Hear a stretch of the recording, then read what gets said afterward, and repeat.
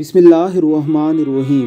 بعثت سے قبل رسول اکرم صلی اللہ علیہ وسلم کا یہ معمول تھا کہ آپ غار حرا میں تشریف لے جایا کرتے تھے۔ غار شہر مکہ کے مضافات میں واقع تھی۔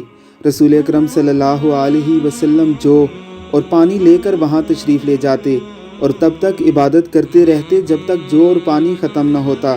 یہیں پر آپ صلی اللہ علیہ وسلم پر پہلی وحی بھی اتری، یعنی یہ وہ مقدس اور سلیکٹڈ مقام ہے جہاں پر آپ صلی اللہ علیہ وسلم کو حضرت جبریل علیہ الصلاۃ والسلام سے ملایا گیا اور اللہ رب العزت کا آخری پیغام سنایا گیا۔ غار حرا میں جانے والے اکثر زائرین اپنی حرکتوں سے اس غار کو گندہ کر دیتے ہیں۔ بے شمار لوگ چاک لے کر جاتے ہیں اور دیواروں اور پتھروں پر اپنا نام لکھ دیتے ہیں۔ غار حرا کی صفائی کے بعد اسے دوبارہ سے عام زائرین کے لیے بحال کر دیا گیا ہے۔ ذرا دیکھیے یہ خوبصورت مناظر۔ اللہ رب العزت کی ذات ہمیں بھی یہاں جانا نصیب فرمائے اور ہمیں بھی حرم کعبہ اور مسجد نبوی صلی اللہ علیہ وسلم میں نمازیں پڑھنے کی توفیق عطا فرمائے۔